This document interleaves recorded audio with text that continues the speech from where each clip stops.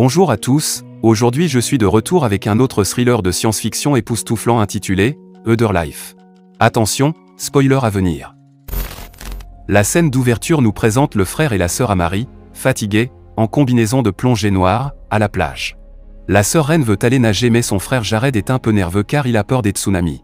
Néanmoins, après avoir un peu insisté, il la rejoint finalement dans l'eau et tous deux s'éclatent. Suite à cela, la scène se transforme avec des motifs un peu psychédéliques et nous montre à présent une vue de la fenêtre d'un immeuble. Ren se réveille avec un filet de liquide noir qui coule de son œil.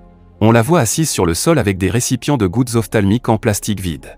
Ren est la chercheuse principale d'une entreprise technologique qu'elle a cofondée avec un entrepreneur nommé Sam, en utilisant la nanotechnologie qu'elle a inventée. Deuxième vie, une forme biologique de réalité virtuelle capable de générer des souvenirs réalistes. Un peu le métaverse le coste en gros.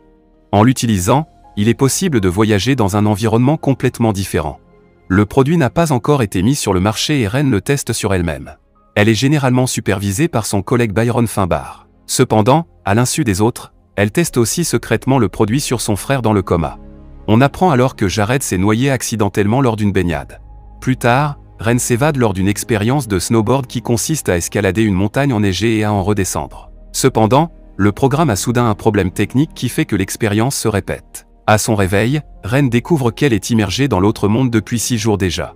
D'autre part, l'entrepreneur Sam présente le concept de deuxième vie à des investisseurs. Plus tard dans la nuit, Ren et Byron identifient avec succès l'erreur dans le code et testent la version révisée sans autre problème. Il apparaît qu'elle a effectué 482 tests. Chacun d'entre eux correspond à environ 20 jours dans deuxième vie. Quelques jours plus tard, Ren retourne à l'hôpital pour tester à nouveau deuxième vie sur son frère. Et cette fois-ci, le frétillement de ses yeux lui donne une lueur d'espoir. Ren rend ensuite visite à son père, qui est professeur dans une université. Ils discutent de deuxième vie et de son potentiel à aider Jared à sortir du coma. Ren se dit convaincu que les problèmes techniques ne sont que le résultat d'un mauvais code, mais son père n'est pas d'accord. Il affirme que les troubles mentaux tels que l'anxiété et la dépression sont également un type de mauvais code. Ren s'énerve contre son père, estimant qu'il a abandonné son frère, et le met en garde contre le fait de débrancher Jared sans son consentement. Cependant, le vieil homme la rejette et s'en va. Au travail, Sam et Byron découvrent que la quantité de nanites utilisée est beaucoup plus importante que ce que Ren a déclaré.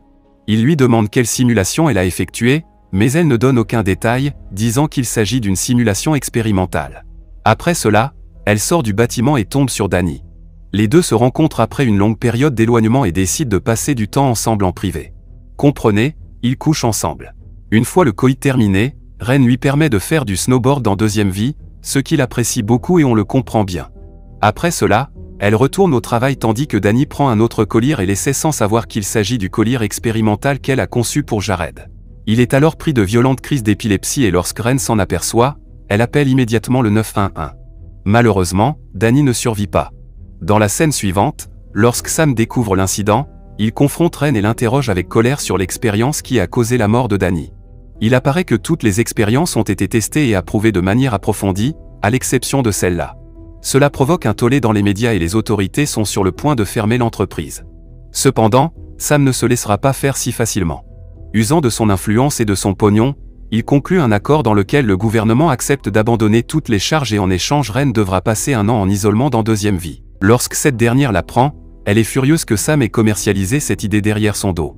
Cependant, pour le bien de leur entreprise, elle accepte d'en faire partie. Ils se rendent ensuite tous dans la salle de test où Byron administre le genre de collier à Ren. La seconde d'après, elle se retrouve dans une petite pièce où se trouvent les produits de première nécessité, notamment de l'eau en bouteille, du thon en boîte, un matelas de sol, une tablette, un stylo et des toilettes, et l'endroit où elle est enfermée possède un écran qui affiche le nombre de jours qu'elle y a passé. Une année s'écoule et Ren s'attend à retourner dans son monde réel. Cependant, elle s'effondre lorsque le compteur d'enfermement est remis à 001 sans qu'elle ne soit libérée. C'est à ce moment-là que Ren se rend compte que le code de sortie a échoué, ce qui la fait paniquer. Elle hurle et casse tout ce qui l'entoure, furieuse. Elle découvre une fente à l'intérieur de la trappe qu'elle dégage pour se frayer un chemin vers l'extérieur. En sortant de la salle d'isolement, Ren tombe sur un entrepôt contenant de la nourriture et de l'eau, ainsi que sur une salle de surveillance d'où elle était observée. Cela lui fait réaliser qu'elle a été en réalité emprisonnée dans une cellule du monde réel pendant tout ce temps. À ce moment-là, un garde se précipite vers elle, mais Ren n'a pas l'intention de rester enfermée plus longtemps. Elle vole donc un véhicule et s'enfuit de la zone. À l'extérieur, Ren remarque une route très fréquentée avec des annonces deuxième vie un peu partout. Alarmée, Elle se rend sur son lieu de travail et découvre qu'il est vide. Elle se rend ensuite au poste de police où l'agent lui révèle que Ren a été enregistré comme vivant en Italie depuis 1 an. Ne sachant toujours pas à qui faire confiance, Ren se rend à l'appartement où elle vivait auparavant, mais elle y trouve quelqu'un d'autre. Peu de temps après, Sam arrive et lui propose de l'emmener dans un endroit sûr, mais Ren, qui ne le croit plus, s'enfuit. Elle cherche alors refuge auprès de sa collègue de confiance Cass qui la laisse entrer et lui fournit de la nourriture. Elle révèle que Danny est en fait en vie. Il n'est jamais mort puisque les médecins ont réussi à le réanimer 1 semaine après l'emprisonnement de Ren. Cette nuit-là, le couple se réunit enfin et se promet de ne plus jamais se quitter. Dans la scène suivante, Ren et Danny utilisent la carte d'identité de Cass pour se faufiler dans le bâtiment de deuxième vie et commencer à chercher les données précédentes. À l'intérieur, ils tombent sur Byron, qui s'avère être également l'un des conspirateurs derrière l'immense scandale. Danny l'immobilise immédiatement, ce qui permet à Ren de chercher les données pendant ce temps. Peu après, elle parvient à localiser le disque dur, mais Byron a déjà alerté la sécurité.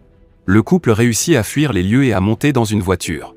En cours de route, Ren révèle qu'ils auront besoin d'une machine pour préparer le produit chimique. Elle se souvient qu'elle en avait gardé une dans la maison de son père, en forêt, et le couple s'y rend rapidement. En arrivant, ils trouvent la maison vide et Ren se met au travail. Elle passe toute la nuit à essayer de préparer le produit chimique et finit même par s'endormir. Le lendemain, le père de Ren revient à la maison et elle lui confie tout ce qu'elle a vécu. Cette fois, le vieil homme est prêt à soutenir sa mission. Avec une motivation renouvelée, Ren se remet au travail et il ne lui faut pas beaucoup de temps pour créer un nouveau prototype plus avancé de deuxième vie. Sans perdre de temps, elle se rend à l'hôpital et l'administre à son frère.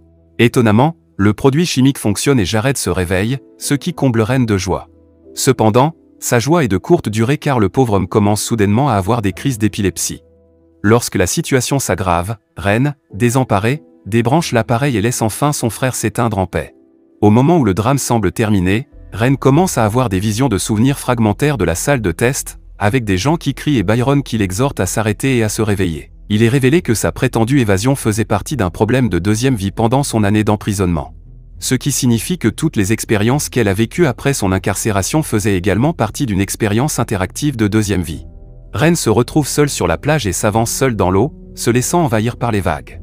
L'eau se transforme tout à coup en images kaléidoscopiques. Oula! Et elle se réveille soudainement dans la salle de test. Après avoir vécu tout cela, Ren prend le temps de se calmer avant de se rendre dans le bureau de Sam. Elle annonce alors qu'elle va faire une pause dans l'entreprise pour se concentrer sur la recherche et le développement.